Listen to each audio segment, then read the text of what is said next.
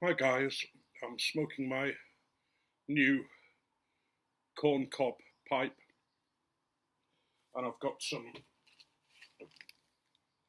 McBaron's Classic Flake, which is cream and vanilla flavour, and it's quite a nice smoke.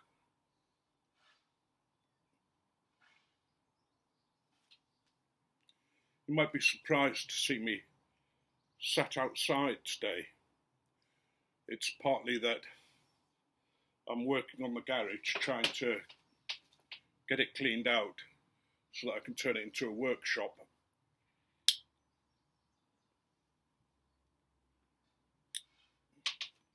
And partly because I'm taking a risk and seeing whether the British summer will hold. It's very cloudy, but it's nice and warm and nice and peaceful.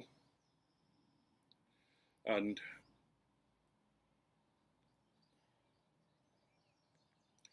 I'm enjoying life at the moment, which is unusual for me.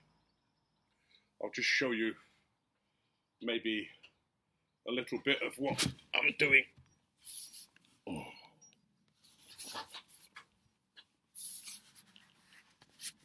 I don't know whether you can see that, but that's the garage.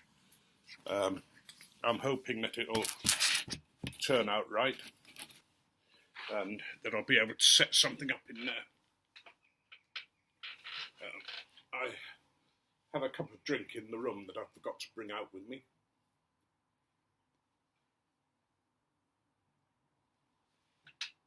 But that's nothing unusual in my case. My memory's renowned for being, let's say, selective. We were once stood in the street talking to a lady, and after she'd gone, I turned to my wife and said, "Who was that we were talking to?" And she said, "Stephen, that was your auntie." We all have difficulty with family.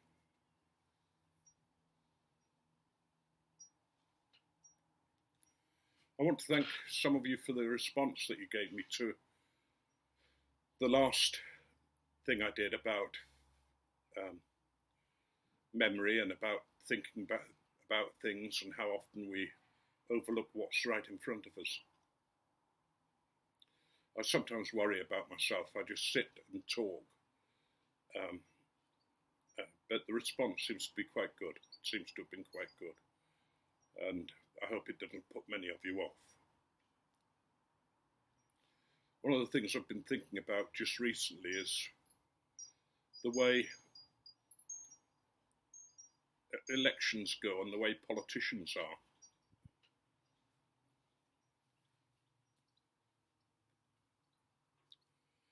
I don't know about anywhere else in the world, but in this country, politicians seem to spend more time, I won't say lying, I'll say what Churchill said, terminological inexactitude, in other words, lying, rather than sort of thinking about the people that they serve. In fact, I don't think they see themselves as servants at all. And that got me thinking about myself, really. I try not to lie, but there are times in the past, and I hope not in the future, when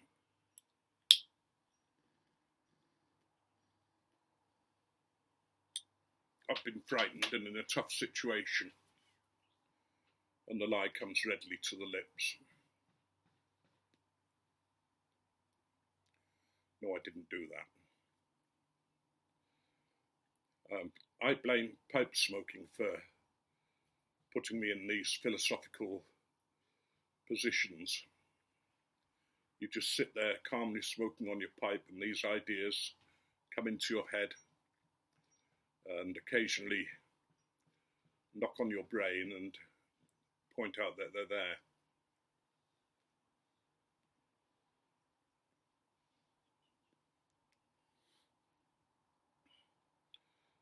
one of the good things about smoking and about doing these videos and seeing everybody else's video is that you get to know people, you get to pick up little things, and then later on something else, and they grow. And although we don't meet face to face in flesh and blood, we do actually meet in a very real way, in a way that people who use social media sometimes don't understand, and those who don't use social media think of it as a false, oh, you're friended by so-and-so, you're not friends at all. But, we are.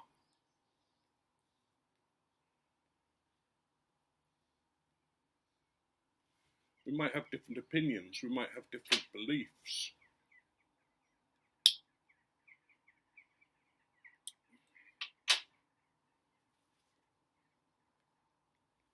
We might have different understandings. But I hope one of the things that we don't do is unsubscribe from somebody when they say something we don't agree with. No, okay, there are people that I unsubscribe from because I just don't like them. And that's quite rare for me. But there are people that, from the very beginning, you realise that there's something that's not for you. But I'm thinking about times when we all say things that maybe come out the wrong way or cause difficulties for some of us. I admire people who are honest and who say, this is where I'm at, this is how I'm feeling, this is what's happening in my life, because they're being real. And we might not be able to understand or always agree, but we should respect that.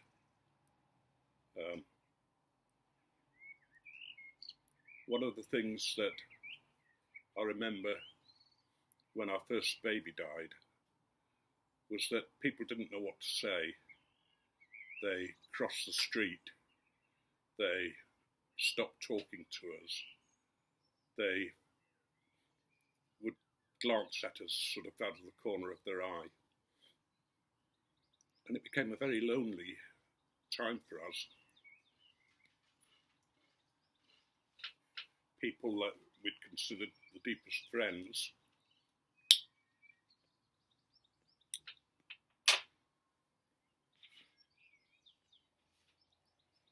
seemed false.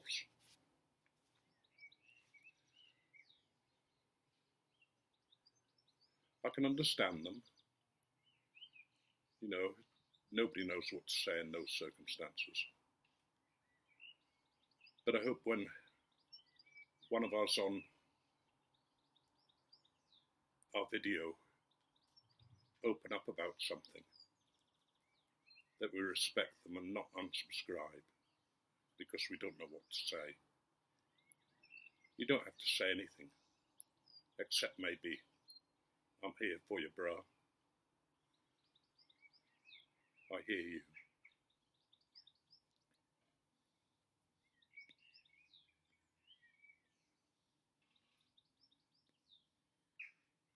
I'm going to stop there, but I just want to tell you about my grandma, my great-grandma. She was one of those old ladies who was as tough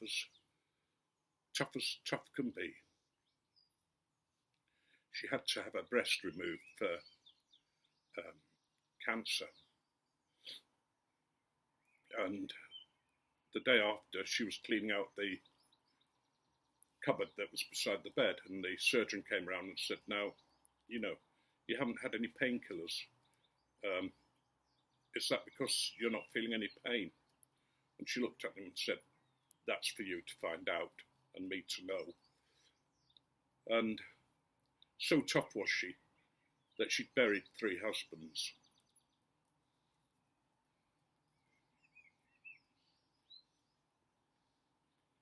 Which is a shame, really, because 2 of them were asleep, that's all.